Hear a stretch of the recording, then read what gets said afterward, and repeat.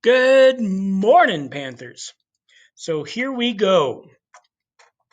Today, we're going to start with Reconstruction, which is putting the country back together. It's the period after the Civil War. So here we have a picture of Richmond, Virginia, which was the capital of the Confederacy of the South during the Civil War. And this is what it looks like in April of 1865, which is when the Civil War ended. You can tell things ain't great in Richmond, Virginia, or throughout the rest of the Confederacy. They were in ruins. Their cities have been destroyed. Their farms have been destroyed. It was in really bad shape. And here's a map of the Civil War. So all the states that are in red in the South, that's the Confederacy. They left the Union to fight for slavery and states' rights and those kinds of things. The states that are in the dark blue are Union states. Those were states that supported the Union and supported abolishing slavery and the right of the federal government to make laws for the rest of the country. Now, interestingly, the states kind of in the middle there that are light blue, those are states that stayed in the Union. They didn't leave with the South, but they had slaves and they were allowed to keep their slaves. And you can notice Colorado is in the gray there. And Colorado is not a state yet. Colorado is a territory. Colorado will become a state in 1876. But Colorado does have some Union troops. They have volunteer soldiers in the state of Colorado who do actually go off and fight in one Civil War battle on the Colorado-New Mexico border, the Battle of Glorieta Pass. So this is the Reconstruction era. And again, there's another picture of Richmond, Virginia at the end of the Civil War. And you can tell it's just ruins and tatters there. So the Reconstruction era is from 1865, the end of the Civil War, to 1877. And again, it's this question of how do we bring the country back together? How do we piece this back together and make us one whole country again instead of two different countries? Now, 5 days after the Confederacy surrendered, after the Civil War ended and the Union or the South quit, Abraham Lincoln is shot and killed. Abraham Lincoln had his own vision for bringing the country back together. It was a pretty simple plan for the South to come back in. He didn't view the South necessarily as bad guys or as needing to be punished. He thought just a few people needed to be punished, but not the entire South needed to be punished. But Lincoln never really gets to do his plan because he's at the theater and he gets shot in the back of the head. So, a night at the theater really wasn't all that good for Lincoln. So his vice president is Andrew Johnson. Andrew Johnson is a Southerner. He was a Southern Democrat, but he was against the secession. He was against the South leaving. He thought it was the wrong thing to do. He was against slavery, but he wasn't in favor of equal rights for African Americans. He was pretty sympathetic towards the South. He didn't want to punish the South. He really didn't like rich Southerners, but everything else that went on in the South, he was okay with for the most part. Now, there's a faction of the Republican Party. The Republican Party is a very, very new party at this point. It's born in 1856. The Republican Party is all about getting rid of slavery at this time.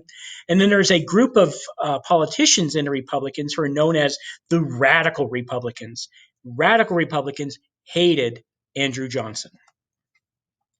Now, the Radical Republicans, for them, the Civil War was about one thing and one thing only, and that was to get rid of slavery.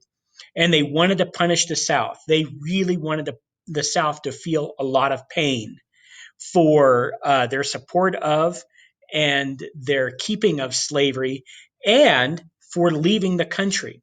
The Radical Republicans really thought this was something the South had to pay a heavy price for. Lincoln early on really didn't see the war about getting rid of slavery. For Lincoln early on, the war was just about keeping the country together.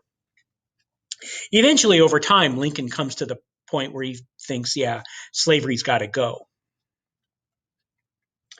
Radical Republicans also wanted equal rights for all freed men, which is what the former slaves were now called. They wanted them to be treated equally the same as white men were. So here are some of the major questions coming out of the Civil War that need to be dealt with. How is the South going to be rebuilt? The South needs to be rebuilt physically. It's been destroyed during the Civil War. Much of the war takes place in the South, and you saw some of the pictures of the cities. And it also needs to be rebuilt economically and politically. Everything about the South has been destroyed. How do we do that? How should the states that seceded be brought back in the Union? What's the process to make the Southern states that left during the Civil War?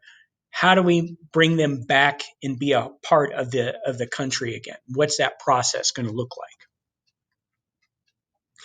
And then, how do we deal with all of these slaves who are now freed, but really don't have a whole lot of skills other than farming, agricultural skills?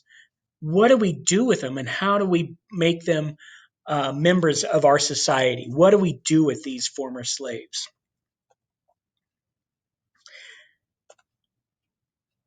So this is going to be a real tricky question. Okay, we've had 200 years of slavery going back to the early 1600s. Slavery makes its first appearance in the United States. We fought an incredibly brutal, bloody war for 4 years.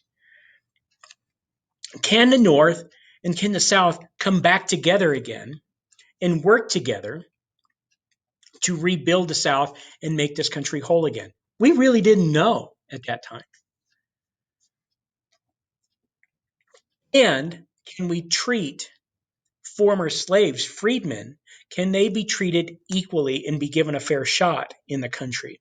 And you see in the picture here, there's a picture of Union soldiers, and there's an African American in the picture with them. There were military units in the United States Army, in the Union Army for African Americans. They were segregated. They were not allowed to be in the same unit, the same fighting group as the white soldiers. They were definitely segregated. They were given worse weapons. They were paid less. So even though they're free in the North, their lives definitely are not much better than they were in the South. They were still treated exceptionally bad, and there was still a lot of prejudice against them.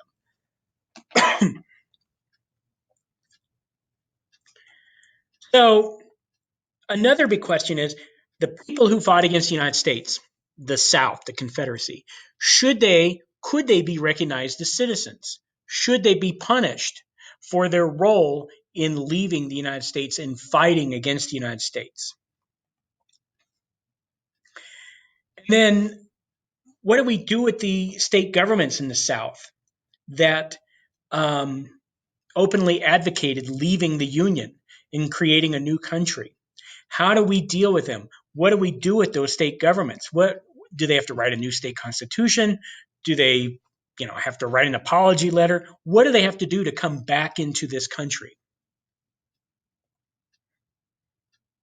And then finally, there's some real questions for the newly freed men and women in the South. What do we do with them? Okay. How are they going to be treated? Right? They were just slaves. They were just owned property of somebody yesterday. How are they going to be treated? And what can we do to protect them in the South? How are Northerners going to help integrate slaves into society? Because like I told you, there's not any slaves in the North, but they're definitely not viewed as equals. They're definitely viewed as lesser than in the North. So what can we expect out of the North in helping African Americans achieve equal and civil rights? And then what are some of the challenges that they're going to face?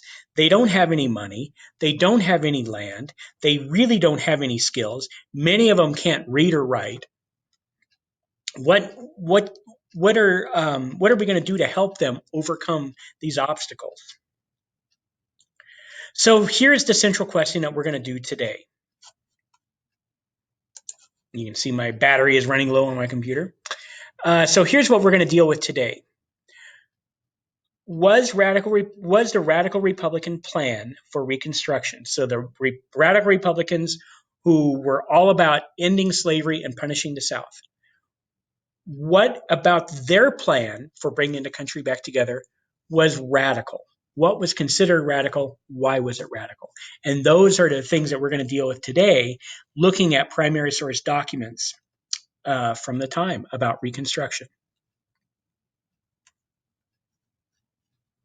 So go to, there are some documents in Google Classroom. They say Radical Republican Reconstruction. Click on those, you'll get the two documents and read those, and then we'll answer the questions. See ya.